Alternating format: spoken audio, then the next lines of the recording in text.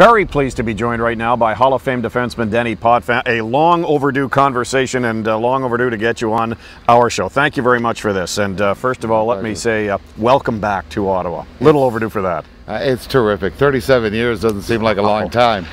And I say that because there's a lot of things here that I remember just as I was growing up. And I was an 18-year-old and 19-year-old finishing my junior career here. Yeah.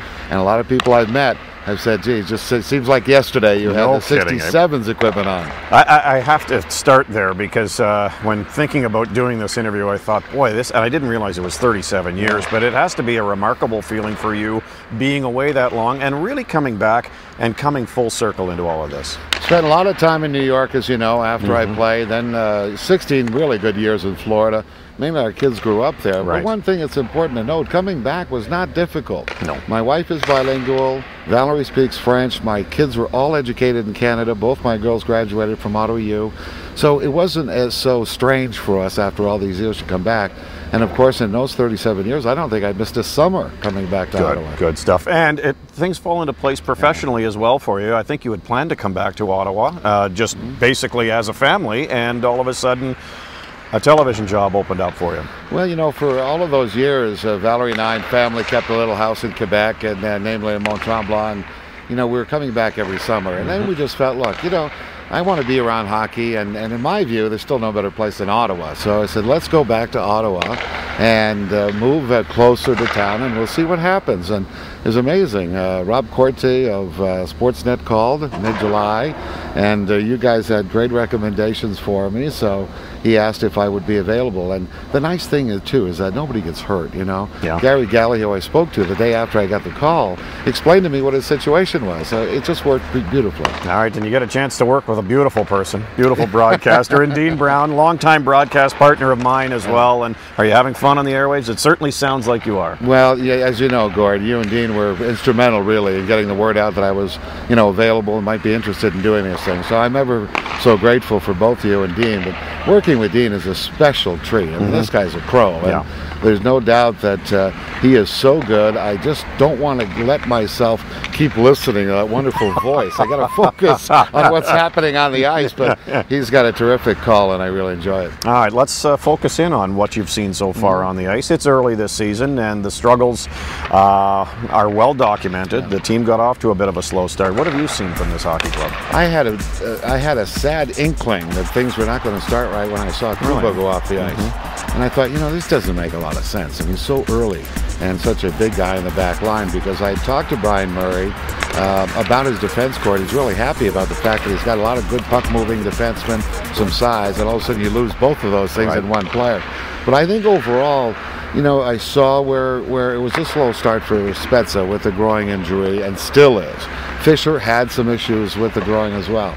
But let me tell you what I did see. I saw a tremendous amount of talent, and I like the veteran component. I don't see that as old. I see it as a veteran component, and you've got a lot of young players that are in a great position to learn. Sergei Gonchar is one of those players that combines veteran talent, or veteran component and talent. And I know you didn't go through this through your career in terms of transferring or changing teams, but Gonchar has changed teams now. How difficult is it, or do you think it might have been for him coming over from Pittsburgh and making the transition to Ottawa? You know, I've talked to many guys about that, because as you said, I've never had it happen in my life, you know. And the 15 years I stayed with the Islanders, you had new people coming in, and they were always well accepted. And I think that most guys who move, whether it's trades or free agency, are quickly accepted in the dressing room. I think there's a community that people may or may not see within the hockey player world. You never lose that. Guys become scouts, guys become coaches, guys move on to other teams, but they're still, you know what, we're all hockey players. And I think for Gonchar, to him it's a refreshing move. Obviously he's happy with the contract, but he sees a team with potential, and he just mentioned to me that he's quite excited about how quickly things are coming together. We never think it's quick enough, but as a player on the ice, he thinks it's moving along quickly. That's a good point that you bring up, because slow start on the power play. He was brought in to really quarterback the power play in the first half dozen games or so. It got off to a slow start. All of a sudden now we're starting to see it click a little bit, and his effect is certainly translating into success. You know, when I played, whether or not it was a guy that I was with for many years, you know, Abbasi or Trache, every now and then you had to talk because different situations, you know, relate to different games or different teams you're playing against. I might be more open against in the high slot against Montreal Canadiens than I would be against Toronto Maple Leafs. That kind of conversation has to happen before you go out on the ice. I think that's the kind of thing that is going on now. We're seeing, particularly last game, and I think one of the first shifts of the game, you know, I pointed out, Gonchar came in, and it was just beautiful to watch him in motion. He was gauging his speed, so he wasn't getting into the offensive zone while on the power play too early. You don't want to get too tight. You want to keep that wide ice open. Got the pass, had a great shot on goal early in the game. That's an indication that everybody is starting to be on the same wavelength, and the rhythm will develop. What are you seeing from Erik Karlsson? Tremendous talent. He's not going to be Matt Carter. He's not going to be a big, strong guy, you know that. So put that aside. I think, and I don't like comparisons, but I think he's the kind of guy that has tremendous mobility and good puck movement. And, you know, Duncan Keith won the Norris last year. Now, that may be a stretch. Let's wait a few years. But take a look at the way he plays. And I think with more confidence and more experience, I think he will get there. And nobody's born a veteran, you know. You always have to pay your dues, and that's what Karlsson's going through. Before we let you go here, what are you seeing in the NHL in general here, Denny? And I know you've been out of the game a long time. I don't want to date you. You did recently celebrate a birthday, and happy birthday, and congratulations on that. But the game has changed. How have you seen it change?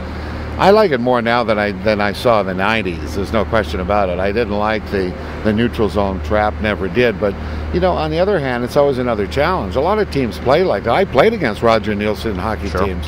So there's no question that there were certain defensive measures put in at that time that were difficult to get around, but the challenge is to get around them. I like the game today. Parity has never been a strong word in my vocabulary. I don't really like it. I still like the idea of dominant teams. Yes. But you know what? That's my own view that I have to put in the top shelf and drawer and put away. It's not going to happen anymore. Nope. And I think we're seeing night after night, early start to this year, Dallas and the Islanders, the two hottest teams in the NHL in the first week or two, gives you an idea that everybody's got a chance to win every night. The Islanders, are you happy about that? Sure, I like to see, you know, Garth Snow's a good man. I like what he's done, and, you know, you always have that affinity for your old team. For sure. Dennis, thank you very much for this. Great to see you. Welcome back, and let's do this again. Anytime, Roy. Hockey Hall of Famer Denis Potvin.